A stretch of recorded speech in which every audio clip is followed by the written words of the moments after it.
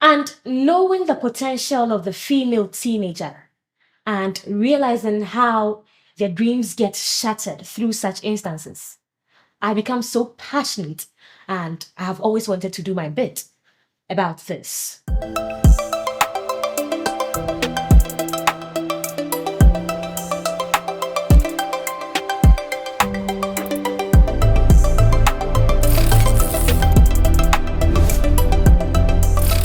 Hi there, and welcome to REFLO'S TV. It's your girl, REFLO'S Church Girl, and we're here once again for another episode. I want to thank you for your continued support to our page and want to remind you of the fact that this program has been sponsored by REFLO'S Sanctuary Pads. Your well-being is the number one priority because you deserve the best. We have a new product on the market, ladies, who are heavy flowing, extra wide, extra long, extra thick to hold you in the time of the month. Do purchase one for yourself. So today we want to look at an age-old problem, teenage pregnancy. And, I've always bemoaned the fact that many of the societal problems that, happen in our society, it is mostly the females that find themselves at the receiving end. Unfortunate, am I lying?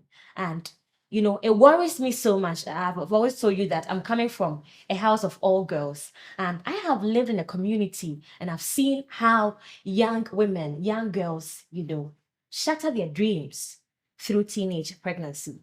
This is very serious, and this is what we are talking about today. This problem, it is not only specific to Ghana or Africa, as some of us think. It is a global problem. I mean, it happens in so many parts of the world. But the thing is that as we speak today, it is in Africa that the numbers are mostly high, especially in Central and West Africa. The numbers are high, and I've always said that given the lack of supporting systems in some of these developing regions, it becomes more problematic because when some of these girls go through these problems, they do not get people to support them, and it ends it for them. This is why I believe that it is most problematic in our area. But what are some of the things that continue to perpetuate this problem that we have? And I have always looked at the cultural, social, economic factors. As we speak today, there are so many cultures in Africa that still, encourage things that give birth to teenage pregnancy. And I would always talk about child marriages. Many cultures in Africa, when you come to Ghana, when we go to northern Ghana, especially, this is very rampant over there. The child marriages that are happening in these places, in spite of the many legislations that have been enacted in these areas to stop child marriages, these people are still practicing them in the name of upholding culture, and they do not see anything wrong about it. And unfortunately, they still have systems there that are pushing them to, allow these things to happen. And these girls' future are being jeopardized. Very, very sad. The economic and social factors. Girls have become cash cows for many families. Obako hono na papa bi a oye oga at the top somewhere, obi a owoni sika bi, goes into a house.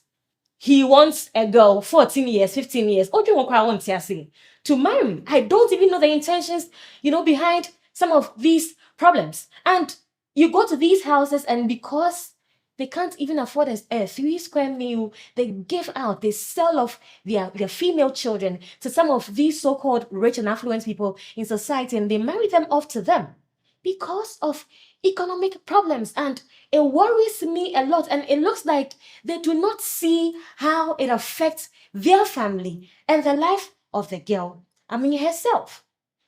What pains me the most is that this is a problem that has a tendency of perpetuating this problem, this very cycle that we are talking about. Because you see, many of these teenage girls, they end their school, they end their education, they come home, they don't get the enough support that they need. Very soon, they'll give birth to another child. Even if they don't, what is the level of support that they get to take care of these children that they bring into being. And so if unfortunately she gives birth, I'm sorry I'm using unfortunately, she gives birth to a girl, there is a high propensity for that girl to also go through that cycle because the mother does not have what it takes to take care of her. So if care is not taken, she is going to go through that same cycle. If it is a boy, he might also end up, indulging in several social vices. So you realize that it perpetuates the problem that we are trying to root out itself and other problems. For my girls, it ends it for them. Very sadly, it ends it for girls. We are a country that is still fighting, to achieve gender parity. We can say that we've done a lot in basic education. What about higher education? Their education ends. At the basic level, they are unable to climb high levels of education, and this is still happening. I am talking about the health of these teenage mothers and the children.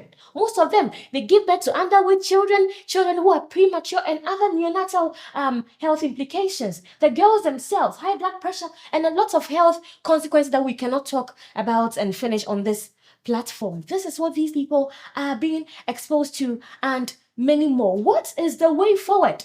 What are we supposed to do? I always talk about letting the systems work. Let the laws work. The so-called influential people in society who hide behind all sorts of mechanisms and promote vices, please put a stop to it.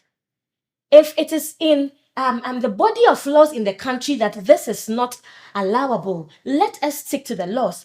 The child marriage is something that I'm passionate about.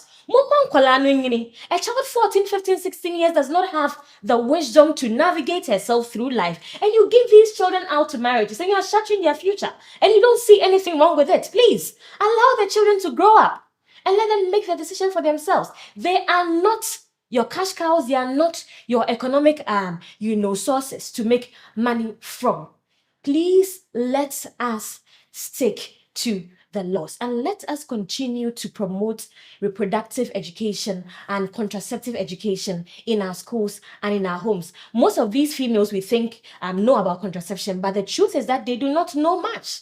They just do it anyhow, and it affects their health. So please, the schools should prioritize sex education, our homes, contraceptive education, and reproductive education. This should be done well to these females so that they can have the ample knowledge that they need in this area. They can keep themselves well. And when the laws are working and when they are knowledgeable about what we are talking about, we will be able to beat down the numbers. Africa is there. Ghana is there. At the end of the day, it affects us and we do not have any supporting systems. So the earlier we said no to this, the better. What do you think about this? Do you know a girl who has gone through this? What has become the outcome? I want to see all your comments in the comment section, but you would want to like this video. As I've said, send us your comments, call your friends to join us here. This is the place we talk about the very many issues that affect the youth, the woman, and the girl child out there. And as we've always said, your well-being has always been our number one priority. That is why we give you the best of products, quality products like REFLO'S sanitary pads, having a new product on market. As I've told you, extra long, extra wide, extra thick for our heavy flowing ladies. And our number is 055 111 1169, 055 111 1169, and you can locate our office at Medina Social Welfare, Power Avenue, for bulk purchases. Do reach out to us and let us serve you. This has been brought to you by REFLO'S sanitary pads. Your well-being is our number one priority, and as I've always told you, there is dignity in doing it right. So do join us same time next week on another exciting and compelling content. Bye-bye.